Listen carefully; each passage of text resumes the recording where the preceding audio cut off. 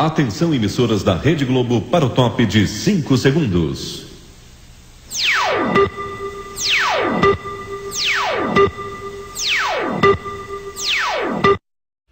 Bom dia, nós vamos falar sobre meios de convívio sustentável com o semiárido. Bom, desde o período colonial que o semiárido brasileiro sofre com períodos prolongados de seca.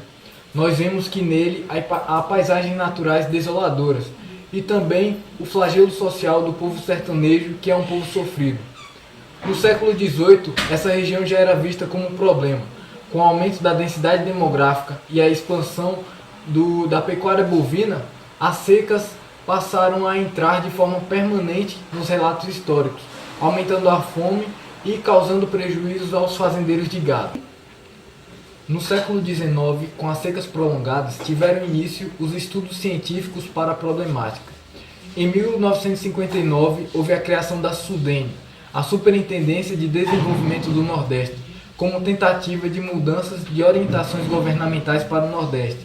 Ainda assim, as suas características de clima semiárido, deficiência hídrica, altas temperaturas, solos pobres em matéria orgânica e principalmente o seu mau uso para a prática agrícola estão fazendo com que essa região esteja em processo acelerado de desertificação.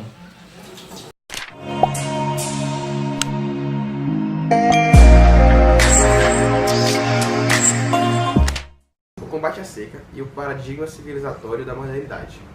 De modo geral, as ações governamentais de intervenção nessa realidade foram sendo construídas com base nas seguintes características: o caráter emergencial, fragmentado e descontínuo nos programas desenvolvidos em momentos de calamidade pública, as ações emergenciais que alimentavam a indústria e soluções hidráulicas, com a construção de obras hídricas, quase sempre favorecendo empresas e grandes fazendas. Em todas essas características, reproduz-se o uso político do discurso da miséria e do desenvolvimento como decorrência direta das secas. As ações de combate à seca decorreram também de uma visão tecnista das problemáticas do semiárido.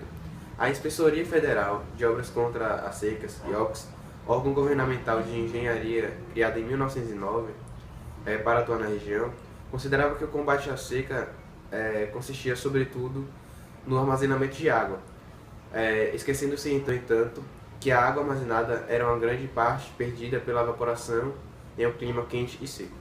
Ao analisar essa forma de intervenção no semiárido, Aziz Abser indica outras falhas na funcionalidade social dos grandes açudes que não foram concebidos para garantir melhoras. Indica outras falhas na funcionalidade social dos grandes açudes que não foram concebidos para garantir melhoras na produção agrícola. Alguns estavam localizados longe de várzeas irrigáveis, e os que favoreciam a distribuição de água para a gravidade para áreas irrigáveis atendiam um número limitado de famílias.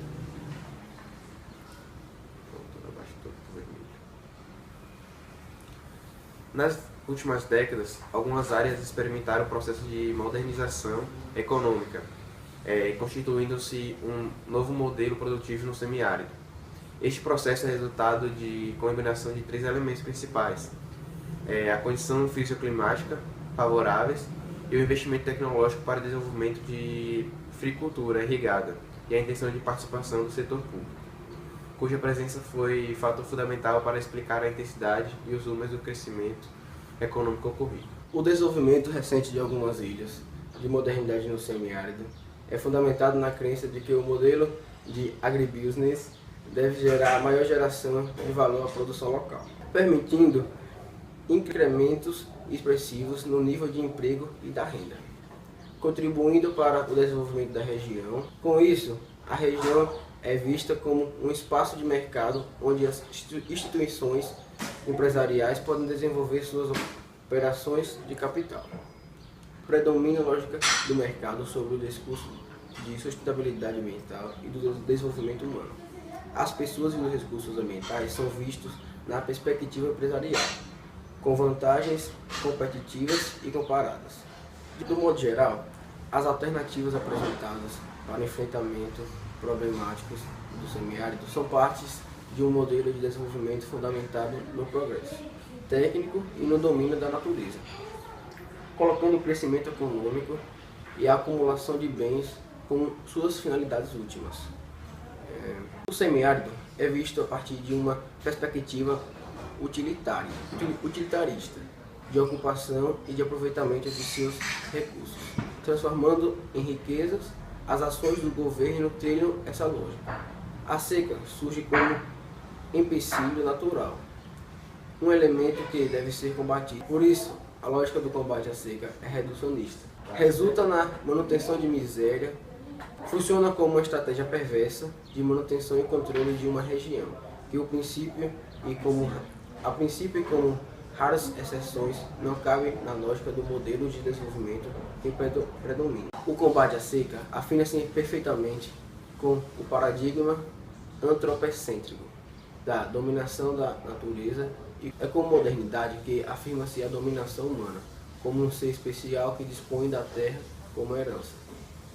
A crença nas leis naturais e na capacidade de ciência de desvendá-las como vista a geração de valor e de troca. Estabelece os parâmetros de relação entre homem e natureza. A ciência moderna se fundamenta nas regularidades objetivas matematicamente descritíveis, capazes de desvendar os segredos das naturezas. O objetivo da ciência passou a ser aquele conhecimento que pode ser usado para denominar e controlar a natureza. E hoje a ciência e a tecnologia buscam sobretudo fins. Na concepção cartesiana, a natureza é uma máquina perfeita, governada por leis matemáticas exatas. O universo newtoniano era um sistema mecânico gigante que funcionava de acordo com as leis mecânicas exatas. Essas concepções forneceram ascensões para a manipulação e exploração científica da natureza. Da mesma forma que a sociedade moderna é fundada no distanciamento e estranhamento entre homem e natureza, o combate à seca é apenas mais uma expressão desse modelo ou padrão. Indica a crença na capacidade do progresso como solução técnica aos problemas. A sua finalidade implícita é domar a natureza e a seca. Os efeitos da seca indicam um distanciamento entre o ser humano e a natureza, entre o ser humano e uma terra e climas amaldiçoados. Ao apresentar essa constatação de forma crítica, não se pretende defender uma simples acomodação diante das problemáticas locais do semiárido, incluindo aquelas intimamente ligadas aos períodos prolongados de estiagem. A perspectiva de convivência, como veremos adiante, implica numa atuação proativa diante da natureza e de seus fenômenos, buscando aproveitar de forma sustentável suas potencialidades para a satisfação das necessidades humanas. Não é uma perspectiva baseada no domínio humano sobre a natureza. O crescimento tecnológico criou um meio ambiental no qual a vida se tornou física e mentalmente doentia. A produção e o consumo se acelera em ritmo febril, pondo em risco as reservas naturais. A miopia ecológica soma-se à ganância empresarial. A exploração desordenada de recursos e a acumulação de riquezas tem como consequência a perda do equilíbrio ambiental, com as ameaças iminentes de esgotamento de recursos naturais e a exclusão social de bilhões de pessoas.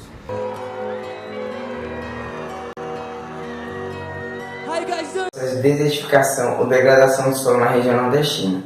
O Nordeste já é uma região seca e por si só já tem degradação do solo. Só que com o longo dos anos, o homem vem contribuindo para que isso ocorra cada vez mais. Hoje o Nordeste tem uma região equivalente a 181 mil km² de degradação do solo. E isso corresponde a 20% do semiárido nordestino. Algumas pessoas nordestinas estão usando de meios de replantio para que eles recuperem o solo. Uns conseguem, outros não. Pesquisadores falam que ao longo dos anos o Nordeste pode se tornar totalmente um deserto, caso não aconteça um processo de replantio e de recuperação do solo. Bem, agora eu vou falar da sustentabilidade no Nordeste. Em menos de uma década, o Brasil passou de nulo em energia eólica para o 10º maior produtor mundial. E no centro dessa mudança está a região do Nordeste. Hoje temos 322 usinas operantes no Nordeste, Juntas, elas geram cerca de 8,12 mil gigawatts, correspondente à usina do Tucuruí, no Pará. Segundo a Associação Brasileira de Energia Eólica, 5,8% da matriz produzida no Brasil abastece cerca de 6 milhões de residências, isso gerado pela energia eólica. E segundo o Conselho Global de Energia Eólica, o Brasil tem a 10ª maior capacidade de geração eólica do mundo. E em 2014 foi o quarto que mais ampliou esse potencial, atrás apenas de China, Alemanha e Estados Unidos. Essas transformações fez com que o Nordeste fosse o polo da energia eólica no Brasil. Hoje a região responde por 75% da produção nacional de energia eólica. E 85% dessa produção abastece as casas. O vento brasileiro está predominantemente localizado na parte do Nordeste, gerando cerca de 300 mil gigawatts. Em pesquisa realizada recentemente, a BBC fala que a produtividade de um gerador eólico é de 28% a 30% no mundo, e isso supera 50% no Brasil. Este índice atinge o pico no Nordeste, gerando uma produtividade de cerca de 83%.